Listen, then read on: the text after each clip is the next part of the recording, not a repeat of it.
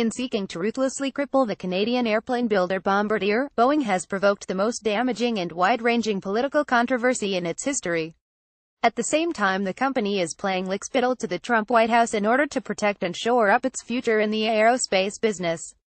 Make no mistake, the Commerce Department's latest and enlarged proposal that a 300% tariff should be slapped on every one of the 75 Bombardier CSeries jets ordered by Delta Airlines is effectively locking the Canadians out of the U.S. market.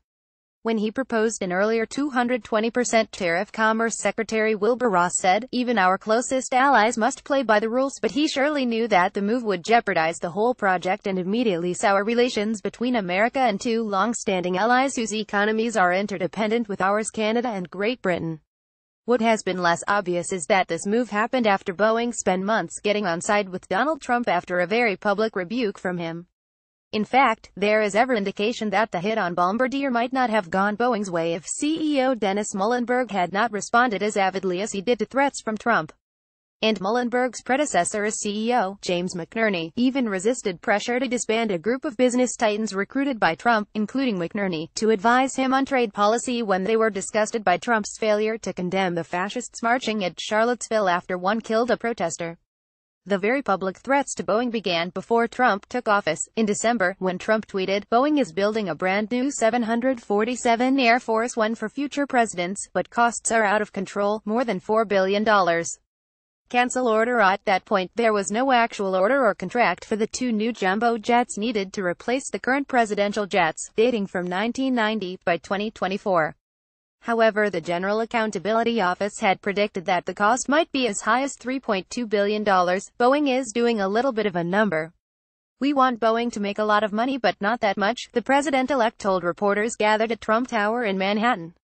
On January 17, Muhlenberg met Trump at Trump Tower and afterward said, "We made some great progress on simplifying the requirements for Air Force One, streamlining the process, streamlining certification by using commercial practices. All of that is going to provide a better airplane at a lower cost." Boeing's stock, which had taken a hit after Trump's tweet, recovered. Muhlenberg's mentor and former CEO Ross.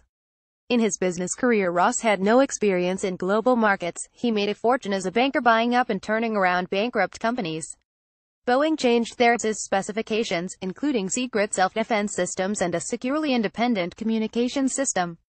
These upgrades are what led to the GAO's number ending up in the billions. It is impossible to know what the final price will be, but stripping down already completed airplanes and rebuilding them is not likely to be any less expensive than incorporating and consumer of public money. So much so that when Trump took aim at another program said to be wildly out of control, Lockheed Martin's F-35 Joint Strike Fighter, he threatened that he would move the business to Boeing. Of the program, he said, "It was a disaster. So I called Lockheed and said, 'I'm sorry, we're going to have to bid this out to another company, namely Boeing.' This made no sense. Boeing had no substitute for the F-35. But they did have a military business that, compared with Lockheed's, was not doing well." You are now subscribed to the Daily Digest and Cheat Sheet. We will not share your email with anyone for any reason. Boeing lost out in contests for the two largest future This left them dependent on two old programs for their main revenue stream, the F-15, launched in 1972, and the F-18 Super Hornet, launched in 1992. Unless they get a large buy from the Navy, in Trump's words, some analysts predict that a merger of Boeing's military business and Northrop Grumman is likely.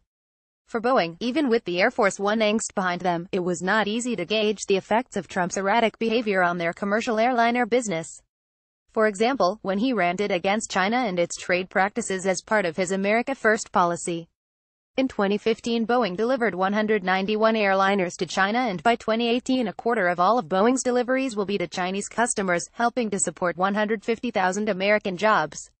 All this business was something that McNerney had personally driven, and he could stress its importance to the White House. But that all blew up in August. Trump's refusal to disavow Jews will not replace us at Charlottesville appalled the group of advisors, including McNerney. But McNerney, according to a report in the New York Times, thought their mission of promoting a pro-business agenda at the White House was too important for them to quit. He was in a minority. The group was dissolved. All along, Boeing was unusually belligerent in its bid to block the sale of the Bombardier jets to Delta. Their case was based on price dumping. They said that Bombardier had given Delta a price of under $20 million per airplane when the actual list price was $79.5 million. Analysts believe the cost price is $33.2 million. To seasoned observers of Boeing, this smacks of blatant hypocrisy. In 2011, the World Trade Organization ruled that over the years Boeing had received between $3 billion and $4 billion in local, state, and federal support for each of its commercial jet programs.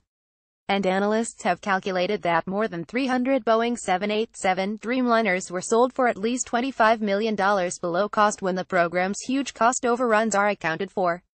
More recently, Boeing gave United Airlines a 70% discount on an order for the smallest of the 737 family of jets, specifically to persuade United not to order the Bombardier CSeries. Boeing is trying to kill off an airplane that passengers love in order to protect one that no passenger could love. Most airlines are not happy with either Boeing's action or the punitive tariff imposed by the Trump Commerce Department. They want the freedom to choose whatever jet best suits their needs, wherever it is made.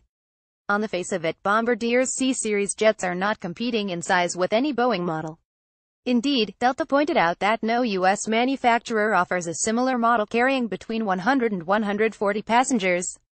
Boeing canceled their only model in the category, the 717, 10 years ago. Boeing's closest current model is the smallest version of its ubiquitous 737, but these comparisons of size miss an important point. The C-Series cabin introduces a suite of passenger comforts, wider coach-class seats, larger windows, vastly improved air quality, that makes the 737's cabin seem archaic by comparison, which, in fact, it is, since it is essentially a 50-year-old design. Passengers notice this stuff. In essence, Boeing is trying to kill off an airplane that passengers love in order to protect one that no passenger could love. Boeing is still selling so many 737s that passengers have no choice but to fly in them for decades to come. The backlash to the 220% tariff has been fierce. It is true that the Bombardier program has been kept alive only by an injection of at least $3.5 billion of state funds. But the company's survival is vital both in Canada and Northern Ireland, where the C-Series wings are built and where they are the largest employer. What nobody in the White House seemed to realize, or, perhaps, to care about, was that British Prime Minister Theresa May depends for her majority in the British Parliament on a bloc of 10 lawmakers from the Democratic Unionist Party in Northern Ireland. May had personally appealed to Trump to block action against Bombardier. Trump's indifference has rendered her impotent in the eyes of the Irish politicians, and many others. The Commerce Department action cannot take effect until it has been reviewed and either approved, changed, or dropped by the government's International Trade Commission. That has to happen by February 1st. But serious damage has already been done by introducing uncertainty about whether Bombardier can survive. Amid this festering mess of collateral damage, one thing, at least, seems clear: Boeing has a friend in the White House and Britain and Canada do not.